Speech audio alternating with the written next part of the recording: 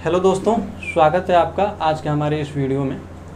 आज की इस वीडियो में हम एक डिफरेंट टॉपिक को डिस्कस करने वाले हैं, सोशल जस्टिस के बारे में। एक ऐसा टॉपिक है जिसे हर व्यक्ति को जानना चाहिए और ये हमारे समाज में जानना हर व्यक्ति के लिए ज़रूरी भी है। सोशल जस्टिस क्या है और ये हमारे समाज के लिए क्यों ज़रूरी है, इसके क्या क्या विभिन्न पहलू हैं, इस बात पे हम डिस्कस करेंगे। तो आप आज के इस वीडियो में बने रहिए और हम इस बात को समझने का प्रयास करते हैं। सबसे पहला बात है कि सोशल जस्टिस यानी कि सामाजिक न्याय है क्या। इस बात को समझने के लिए हम सबसे पहले एक छोटा सा एग्जाम्पल लेते हैं। किसी ऐसे व्यक्ति के जिसके घर में 2 बच्चे हैं, एक लड़का और एक लड़की। आप बात को ध्यान से सुनिएगा, आपको ये बात समझ में आ जाएगी। सोचिए 2 बच्चे हैं घर में, उसमें क्या होता है कि लड़के को पढ़ाया जाता है, लड़की को नहीं पढ़ाया जाता है। लड़की के नहीं पढ़ाए जाने के पीछे एक ऐसी अवधारणाएं बनी हुई हैं कि लड़कियां पढ़ के क्या करेंगी, उन्हें करना तो घर के काम ही है। इसके अलावा भी कई वजह होती हैं जिसकी वजह से लड़कियों को नहीं पढ़ाया जाता है। कई तरह के रिक्सेस लगते हैं पेरेंट्स को, इसलिए भी नहीं पढ़ाया जाता है। सोचिए अब आगे चल के क्या होगा। अगर लड़की पढ़ेगी नहीं तो आगे चल के उनकी शादी जल्दी होगी, क्योंकि आप ये जनरली देखते होंगे कि जो लड़कियां पढ़ती हैं उनकी शादी में थोड़ी सी लेट हो ही जाती है और उनकी शादी की जो एज है थोड़ी बढ़ जाती है। मैं कुछ एक्सेप्शन को ध्यान में रख के बात नहीं कर रहा, मैं मेजॉरिटी को ध्यान में रख के बात कर रहा हूँ। इस बात को ध्यान में रखें। जब उस लड़की की शादी पहले होगी और जब वो पढ़ी लिखी नहीं होगी तो क्या होगा, वो जिस फैमिली में जाएगी वहाँ उसको अपना अधिकार यानी कि वो फैमिली में अपने फैसले का अधिकार नहीं होगा। अगर होगा भी तो बहुत कम होगा, पहला बात। दूसरा बात, बच्चे के जन्म को लेकर यानी कि कितने बच्चे चाहिए, इस पर भी उस महिला का अधिकार ना होके उसके पुरुष का अधिकार होगा, उसके हस्बैंड का अधिकार होगा।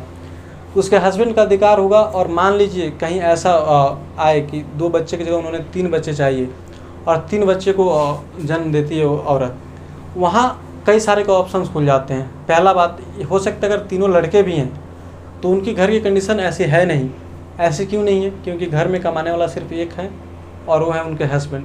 क्योंकि इस लड़की को पढ़ाया नहीं गया तो ये दक्ष नहीं हुई तो कुशल नहीं हुई तो ये डिपेंडेंट हो गई पूरी की पूरी अपने हस्बैंड पर। और अगर अपने हस्बैंड पर डिपेंड हो गई तो ये सिर्फ खाएंगी, घर का काम करेंगी, लेकिन हमारे देश की जीडीपी में या फिर उत्पादन में इनका कोई योगदान नहीं होगा।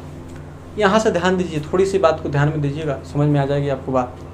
वहाँ से जो 3 बच्चे होंगे उसमें से ऐसे मान लीजिए कि 2 बच्चे को पढ़ा सकते हैं, 1 बच्चे को नहीं पढ़ा सकते हैं। क्या होगा इसके बाद होगा ही कि जो बच्चे पढ़ लेंगे वो तो आगे निकल जाएंगे, लेकिन जो एक लड़का बच गया वो नहीं पढ़ पाया, वो क्या होगा, बाद में चल के वो गरीबी का शिकार बनेगा। गरीब होगा तो उसे आक्रोश होगी।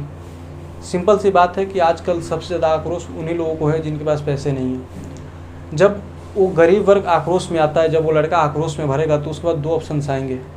पहला, या तो आतंकवाद या नक्सलवाद ज्वाइन करेगा, और दूसरा ऐसा हो सकता है कि वो कानून के व्यवस्था पर चोट करेगा, यानी कानून व्यवस्था को विरोध करेगा। इससे हमारे उसके सामने 2 ऑप्शन खुल के आएंगे। अगर नक्सलवाद बने तो हमारे देश के भीतर हिंसा फैलेगी तो आंतरिक सुरक्षा पर प्रभाव पड़ेगा, और आंतरिक सुरक्षा पर प्रभाव पड़ेगा तो हमारे देश के लोकतंत्र कमज़ोर होगा। अगर डर का माहौल बने, अगर वो कानून व्यवस्था पर चोट करता है, सरकार के विरुद्ध खड़ा होता है और डर का माहौल बनाता है, तो उससे क्या होगा, इस बात को समझने के लिए एक और छोटा सा एग्जांपल लेते हैं। मान लीजिए आज किसी ने ऐलान कर दिया कि आपके शहर में बम गिरने वाला है, तो क्या आप उस शहर में रहेंगे? नहीं रहेंगे, आप लोग शहर खाली करके चले जाएंगे। अगर शहर खाली हो गया तो वहाँ जो दुकानें होंगी वो सारी दुकानें बंद हो जाएंगी। दुकानें बंद हो जाएंगी तो क्या होगा, जो भी इनकम जनरेट हो रहा था उस शहर से वो इनकम जनरेट नहीं होगा, और जब इनकम जनरेट नहीं होगा तो हमारा उत्पादन में कमी आएगी तो हमारे अर्थव्यवस्था को नुकसान पहुंचेगा। इस पूरी भाषण के पीछे सिर्फ एक वजह है। क्या? इस वजह का नाम देते हैं लैंगिक भेदभाव।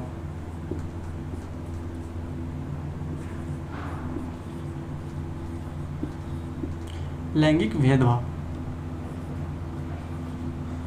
सोचिए अगर पहले ही उस लड़के और लड़की को बराबर पढ़ाया गया होता तो इतनी प्रॉब्लम फेस नहीं करनी पड़ती, इतनी समस्याएं हमारे देश के अंदर नहीं आती।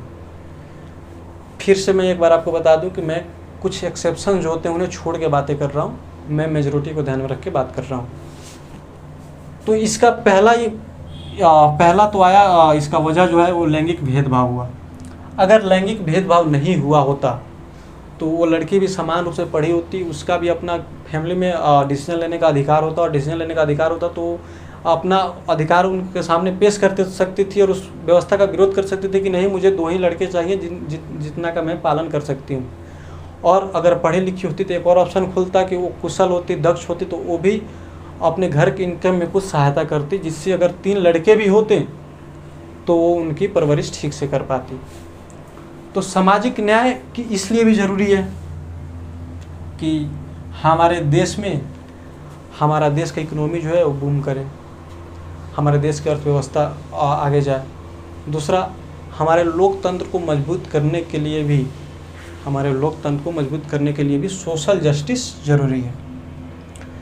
दूसरा बात तो हम ध्यान में रखते हैं, अगर इसी तरह के एग्जाम्पल लें कि सोशल जस्टिस क्या है।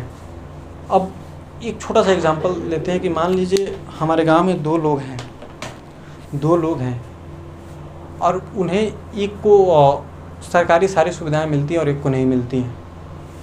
अगर उनको सरकारी एक को सुविधाएं नहीं मिलती हैं तो उसका वजह क्या हो सकता है कि या तो उन्हें वो दक्ष नहीं है, या फिर उनकी वहाँ तक पहुँच नहीं है कि वो डॉक्यूमेंट्स तैयार करवा सकें, या फिर ये भी वजह हो सकती है कि उन्हें उस बारे में पता ही ना चला हो। जैसे सरकार ने हर घर बैंक की योजना तो लाई, उससे पहले क्या था कि बैंक तो थे लेकिन हर घर तक बैंक नहीं पहुंच सकते थे। इससे कई लोग जो हैं अपने लाभ नहीं उठा पाते थे। कई किसान जो थे वो अपने सरकार के द्वारा मिले गए कई तरह के लाभ से वंचित रह जाते थे। तो यहाँ क्या होगा, जब 2 लोग होंगे और एक को सारी सुविधाएं मिलेगी सरकार की तरफ से और दूसरे को सरकार की तरफ सारी सुविधाएं नहीं मिलेंगी, फिर यहाँ से हमारे देश के लोकतंत्र पर प्रभाव पड़ेगा। कैसे? जिसको सुविधाएं नहीं मिलेगी वो गरीब बनता जाएगा, जो गरीब बनता जाएगा उसके बच्चे या फिर वो कुपोषण का शिकार होते जाएंगे, भूखमरी की समस्या आएगी, देश में आक्रोश उत्पन्न होगा। जो लोग आगे अगर बढ़ भी गए उनके बीच भी आक्रोश उत्पन्न होगा तो फिर से वही कहानी कि एक कानून व्यवस्था के खिलाफ जाएगा, एक आतंकवाद नक्सलवाद ज्वाइन करेगा, देश में आंतरिक सुरक्षा पर प्रभाव पड़ेगा। इसके अलावा डर का माहौल बनेगा, इन्वेस्टमेंट पर प्रभाव पड़ेगा। देश में इन्वेस्टमेंट नहीं होगी, वहाँ कोई इन्वेस्टमेंट नहीं करेगा तो हमारे जीडीपी पे और हमारी इकोनॉमी पे प्रभाव पड़ेगा। इस तरह से हमारे देश का अर्थव्यवस्था नीचे जाएगी। एक बहुत लंबा कनेक्शन बता दिया हमने, अगर आपको समझ में नहीं आया हो तो वीडियो को एक बार फिर से बैक करके देख लें। तो इस भाषण का भी वजह इतना ही रहा कि अगर आप रिसोर्सेस यानी कि रिसोर्सेस को समान रूप से यानी कि न्यायोचित वितरण करते हैं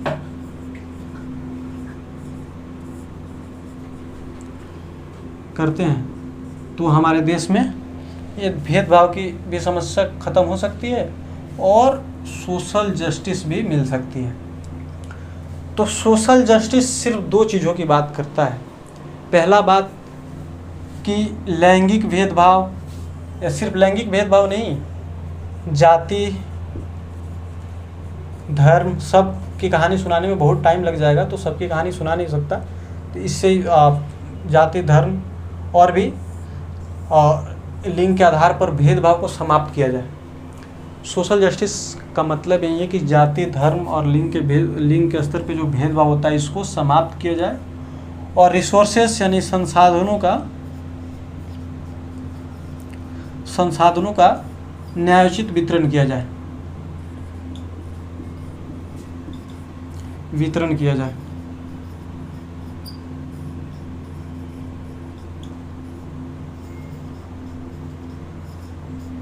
देखिए, तो सोशल जस्टिस का 2 मतलब आप रख लीजिए कि लैंगिक धर्म जाति लिंग के आधार पर भेदभाव को निषेध करता है और संसाधनों के न्यायोचित वितरण पर बल देता है।